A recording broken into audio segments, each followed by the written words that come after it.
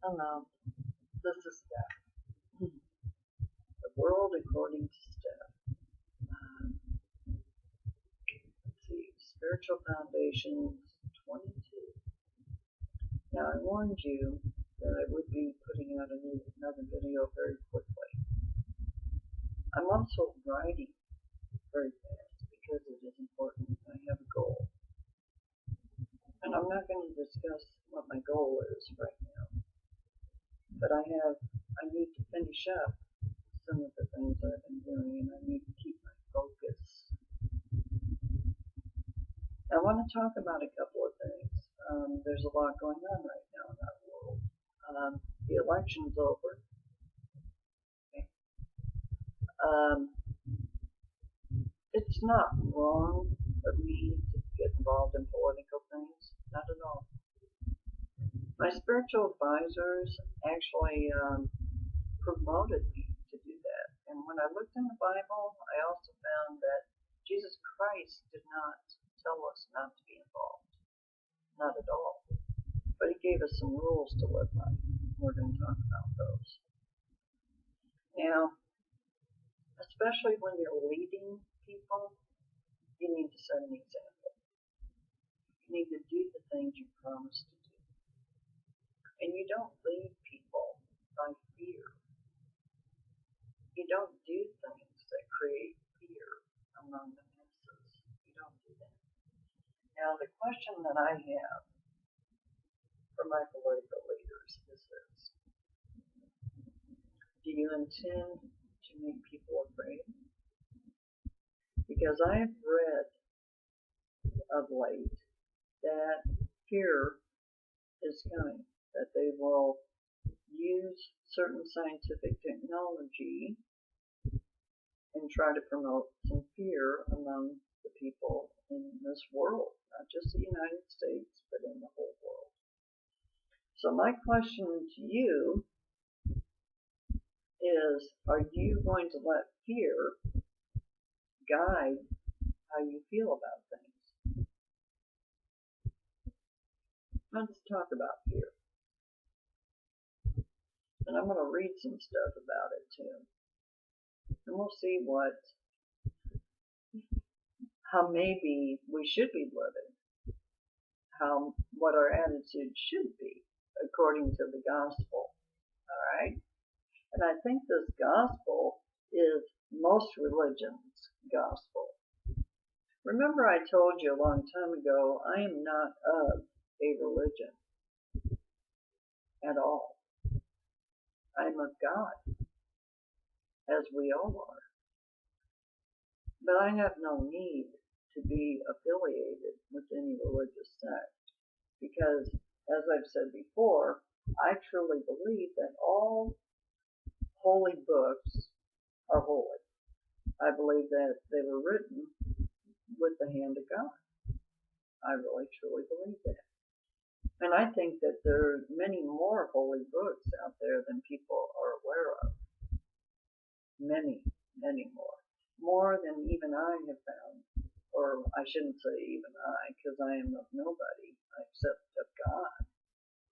I am learning, and as I've said before, I am but a babe in the woods. And I don't mean babe by good looking or anything like that. I mean I am but a child. I am a child of God. I have so much to learn yet. I have a long ways to go. Now, fear. It's a wonderful mechanism for power and control. Now, if we look through history, you'll see how much fear had been used. Now, let's think about what fear really is. I see a lot of stuff on Google Plus talking about fear. I love what I learned about fear. I didn't come up with this. Most of what I tell you is not from me. It's from people who taught me. It's from I would say it's from God, because the people who teach me learned it from other people, and then they in turn learned it from other people, and they in turn learned it from other people, kind of like, that's kind of how Jesus the Christ's disciples learned, right? And spread the word of God. Well, I don't pretend to be a disciple, but on the other hand, who says I'm not? If I tell you the word of God, then I'm also a disciple of God, am I not? Although Jesus wasn't the one who, well, maybe Jesus was the one. Jesus is part of God. So, all right, now we're getting off the subject here. Let's get back on it. Let's talk about fear. There's a acronym. Fear is actually what we call an acronym. I'm sure not everybody knows what I mean by acronym. Acronym means it has letters that actually mean something, like AT&T and let's see what else. Well, there's all kinds of stuff out there, but AT&T is a good one to use. And then, but at any rate, fear, false evidence appearing real.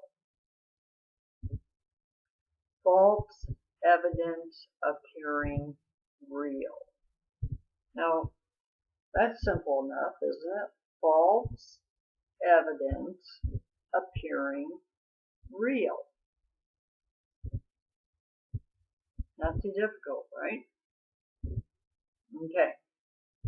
Now, remember on some of my earlier videos, I talked about how our needs are always provided by God, and that we need not worry so much, we need not to be afraid,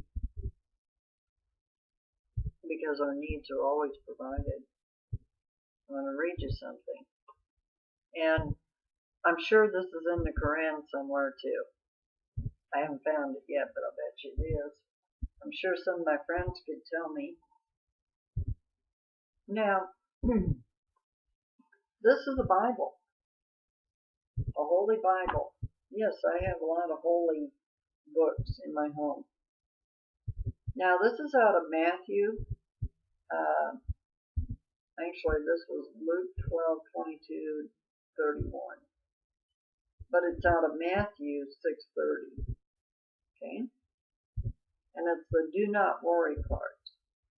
And this is something Jesus the Christ told the apostles. Therefore, I tell you, do not worry about your life, what you will eat or drink, or about your body, what you will wear. Is not life more important than food, and the body more important than clothes? Look at the birds of the air. They do not sow or reap or store away in barns, and yet your heavenly Father feeds them. Are you not much more valuable than they?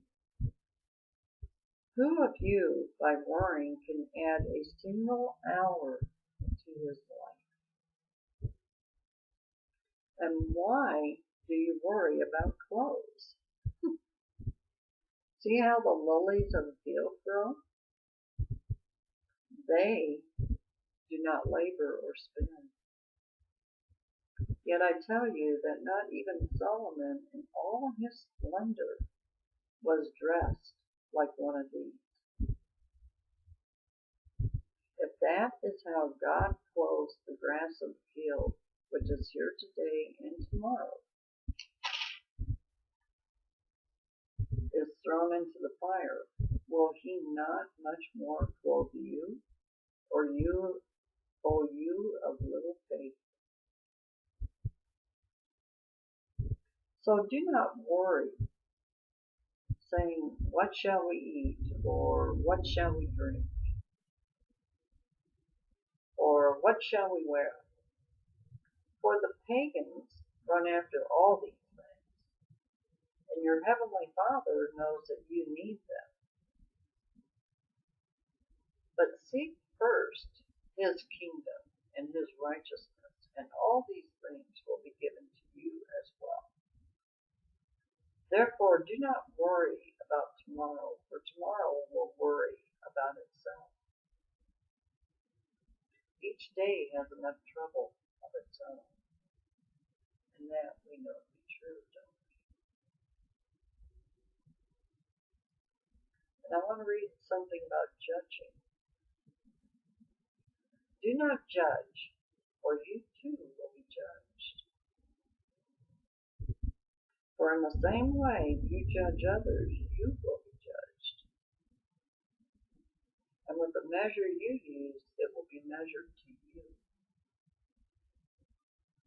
Why do you look at the speck of sawdust in your brother's eye and pay no attention to the plank in your own eye? How can you say to your brother, let me take the speck out of your eye, when all the time there is a plank in your eye? You hypocrite. First take the plank out of your own eye, and then you will see clearly to remove the speck from your brother's eye. Do not give dogs what is sacred. Do not throw your pearls to pigs. If you do, they may trample them under their feet and then turn and tear you to pieces. Okay? And one last little thing. Ask, seek, knock. Ask, and it will be given to you. Seek, and you will find. Knock, and the door will be open to you. For everyone who asks, receives. He who seeks, finds. And to him who knocks, the door will be open. Which of you, if his son asks for bread, will give him a stone? Or if he asks for a fish, will give him a snake? Or if you then give, though you are evil, know how to give good gifts to your children, how much more will your Father in heaven give good gifts to those who ask him? So in everything, do to others what you would have them do to you. For this sums up the law and the prophets. Now that is a big law. I think most of us have heard it, haven't we? Do unto others as you would do unto, or have them do unto you. Okay. There were some really important messages in there. And I want to talk about those messages because sometimes we take things so literally that we get confused with the message. We get the message very confused. Okay. Now, one of the things that he talks about in there is judging. Okay. But he also says that as long as you got your information right and the way that you do it, that's something different. Okay. I can reread that and help you to understand what I'm saying here. It says, do not judge, or you too will be judged. Right.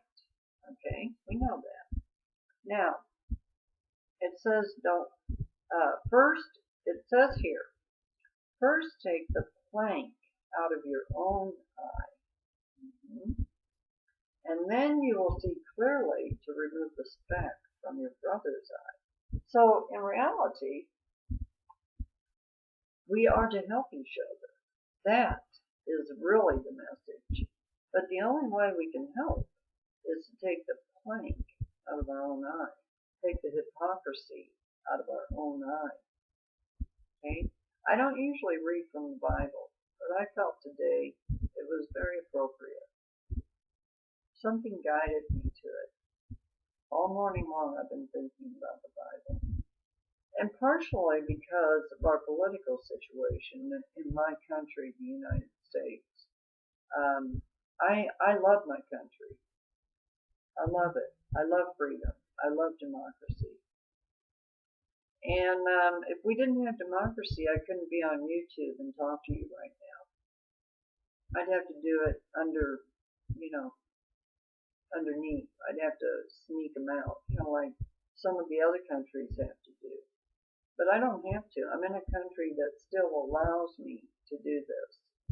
And then on top of that, allows me to publish it. So for right now, I'm very happy about that. Now, I'm sure I have a plank in my eye that I'm right at this moment trying to pluck from it. I truthfully am. But I'm not perfect, as none of us are. Now, yes, we can question some of our political leaders, what they might be doing. And that is what I will do. I will question. I will continue to do what I'm going to do. I had told myself, no, stop, this isn't what your focus should be. Wrong. Totally wrong. I woke up yesterday morning and I knew right away that I could not stop. There was no way I could stop. And especially after I saw some of the headlines, I knew right then and there, no, my focus is correct. There's nothing wrong with my focus as long as I keep my spiritual self in it.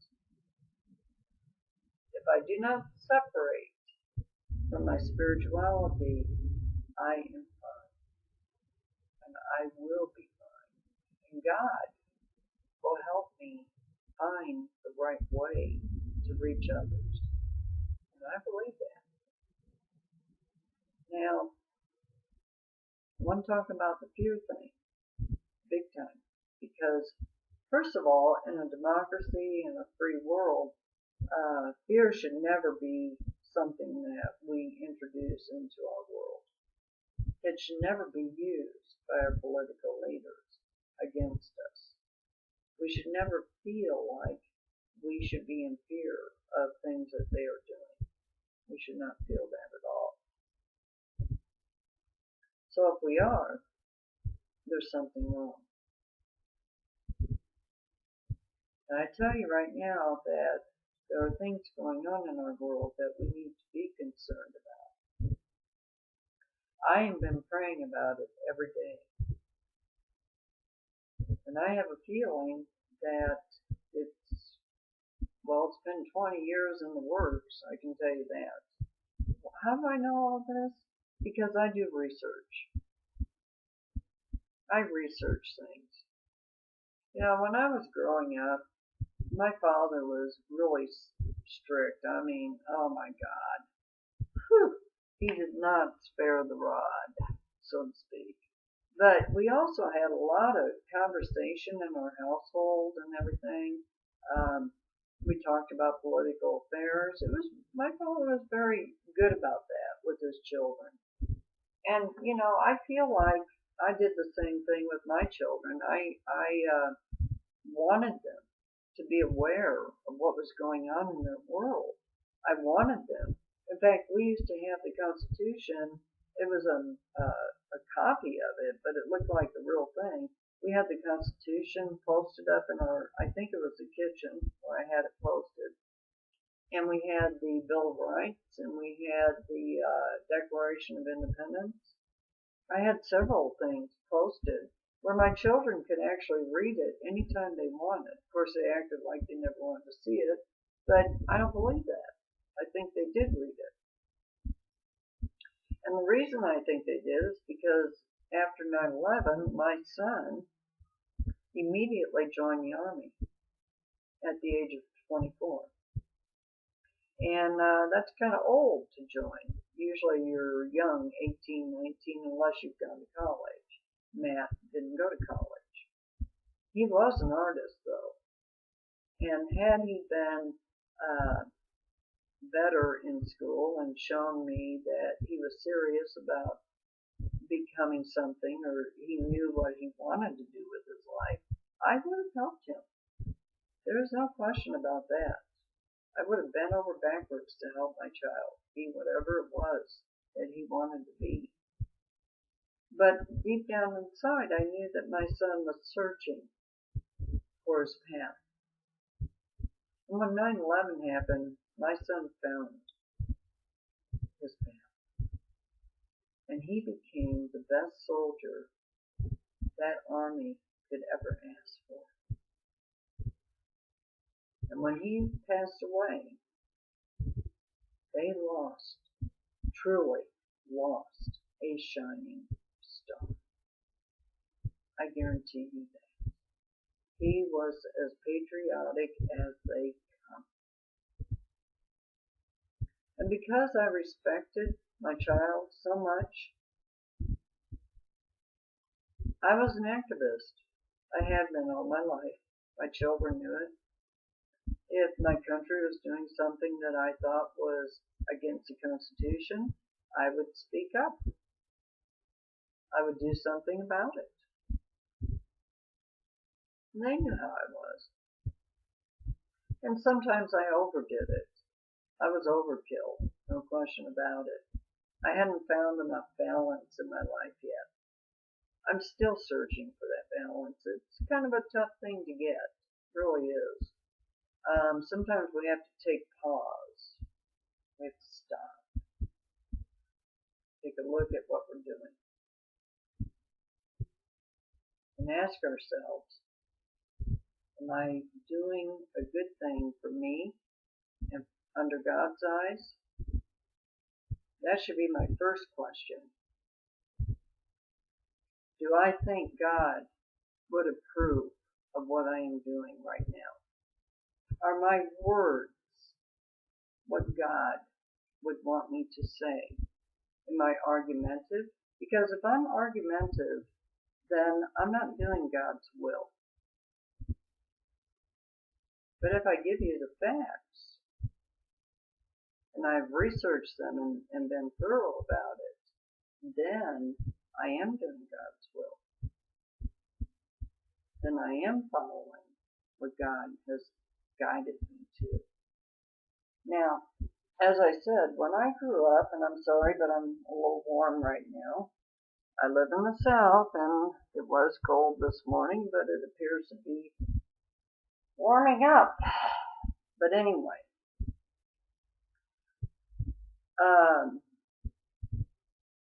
when I feel like I have been too argumentative, I will make amends to everybody, to the world. And yesterday, I felt at moments that I was a little too argumentative, so I made amends. I cannot do things that way. That's not the right way at all. But research, that is what I can do. Now you have to be careful on the internet because there's all kinds of junk out there, not the real thing. People play with videos, and I know that. And sometimes, once in a great while, I will have shown a video that I knew was tampered with.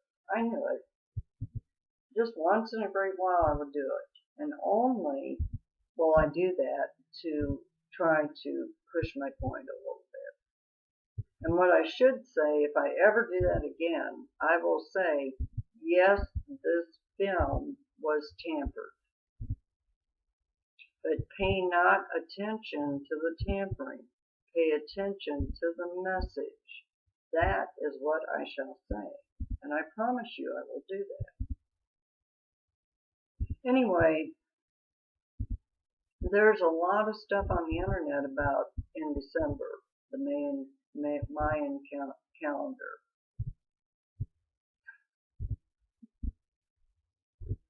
Do I think change is coming? You betcha. What kind of change? I don't know. But I know there is change coming. That I do. I feel it. My energy in my heart knows it. There's a big change coming. Now, I saw a video the other day, and I would not post it, not in a million years, because all it does is, instead of relieving your fear, it would incite your fear. It would incite your anger. And I don't want to do that. That's not my purpose. Not at all.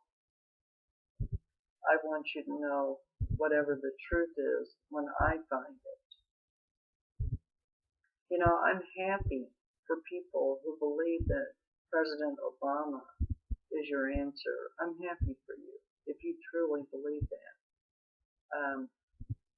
I don't know how I feel about him exactly, but I do know that there are things that are going on that people are ignoring. They're not facing the truth about. Yes, there are good points about President Obama, but on the other hand, our government is doing things that people need to be more aware of. And by ignoring those things, well, what are you doing? Closing your eyes? You're certainly not seeking out the truth, are you? So at any rate, all I'm trying to do is help you seek that truth out. That's all I'm trying to do. I'm not trying to incite arguments or anything else. I have several real friends on the internet now, people that I do trust, that are telling me the truth in their lives, in their world. And those people, I definitely carry on long conversations with because I think that they're intelligent and they're good people and that they're not lying to me. I believe in them. But I also believe that even though we are good people, sometimes we make mistakes or we don't see things as clearly as we would like to. And we need to remember that. Remember that about me too. I'm not perfect, not by any means. Not at all. I wish you could have seen me 30 years ago. My goodness. Whew, what a mess this woman was. But you know, 18 years ago, a wonderful thing happened to me. My whole life changed. And it was almost overnight. So you see, things like that do happen. Miracles do happen. And you need to think about that. Look at your own life. Look at the miracles in your life. So when it comes back to fear, I just read out your holy book, out of Jesus Christ, the second or the New Testament, and what Jesus the Christ said, right there. He said, "Don't worry. You don't have anything to be afraid of. God provides your needs." Now I'm working on this book, and I'm on part 8 right now. And in part 8, I hope to get to the part where me and my children become homeless. Yes, we were. We literally were homeless. Now, my daughter probably doesn't remember it at all, and I'm grateful for that. Not a bit. She was not even 2 years old. She just turned 2 years old when all that happened, or she was about ready to. But it's amazing how God works, because I actually got on my knees one night. I allowed us to stay in a hotel because I couldn't bear to sleep in the car with my little children anymore. So I got on my knees. We stayed in a hotel, and I didn't care about the money. I didn't care about anything. My children were going to be warm. They were going to have a real roof over their head, and we were going to sleep in real beds. And I got on my knees and I said, "Dear Lord, If you really are there, I need help. I need help bad. Please keep me alive to raise these children. That is precisely what I said. In 1 month, I had a job. I found us a home. That very week I had a place to take my children while I could do all that. I had a place to stay too. My grandmother allowed me to stay with her, but she didn't have room for my children. So my children went to stay with my sister, who offered, and who I am always forever grateful to for what she did. But all of that happened within 1 month. And within that month, I found the cheapest place I could ever find to live in. A place that I didn't even need a man to help me support my children. I could do it on my own. But, one little hitch. I wasn't divorced yet. And this place had a rule. I qualified to live there, but I could not live there without my husband. Now my husband had some issues, serious issues. He was Matt's father. He was my daughter's father. But he was not my oldest son's father. And it just so happened, though, around the same time that all this was going on, he contacted me. And he begged me to let him come back into my life. Well, things were falling apart for him. And see, I had pre-warned him that that was probably going to happen. I don't know how I knew these things, but I did. A lot of my predictions came true. And Lee knows that. I loved Lee for many years. I still care about him. Don't ever think that love ever really goes away, because it doesn't. And everybody has problems in life, and we must remember that. But I did something that was very smart. My grandmother helped me to realize that this was a good way to handle issues in our lives. She was a very wise woman, even though if you talked to my mother 10 years ago, you wouldn't have heard that from her. But I found out that my grandmother was a very wise woman. She died very young.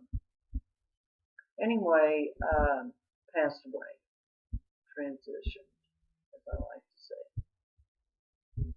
But she told me that if I were thinking about allowing my husband to rejoin me, that I should write down my expectations of our relationship and what those expectations would be, and that the only way that I would let him back into my life would be if he were to follow those expectations. So I did. I wrote down everything I could absolutely think of.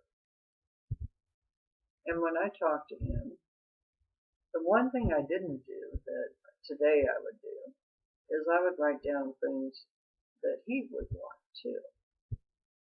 I would be considerate and think of the other person's expectations or desires also. We have to be fair both ways. That's balance. Okay? That's balance. But anyway, when I did that, he agreed to it. And I said, okay, then we'll make plans for you to come back up here. And he brought my children's dog back with him, and they were so happy to have their dog again. They were so happy to have their father. My son was ecstatic to have his daddy back. I wanted my children to be happy more than anything. So I prayed, or I hoped. I didn't pray hardly ever. That was before God, truly, I accepted God into my heart. But God created a miracle for me without me even accepting God into my heart. Believe me, that was a miracle. Everything that happened within 1 month. Exactly 1 month. We had everything we needed. Everything. And my children got to rejoin me in our new home. They had their own bedrooms. I had painted the whole place with the help of one of my cousins. It was fabulous. Just wonderful. And that is how God works in our lives. When I got on my knees that night, I was truly asking for help from my heart and soul. I needed help. I had gone down every avenue I could think of, and I was at my wit's end, and I needed help. I had little children to worry about and to support, and I had no idea how we were going to make it, and God took care of everything. So next time you feel fear, I want you to, if you watch this video, I want you to remember Steph. And what happened to Steph when Steph was actually homeless with little children at her feet. And the night that I got on my knees and I prayed to a God that I wasn't even sure existed, but who came through for me, and within 1 month gave me every single thing I needed. Everything. And then some. So, remember that, please. I'll let y'all go. Y'all have a wonderful evening, and I love you. I really do. And when you see my post, just remember that I am not going to get out of the Portico arena. I'm going to stay with it. But I have a goal in mind, and that goal is going to come out pretty soon. I love y'all.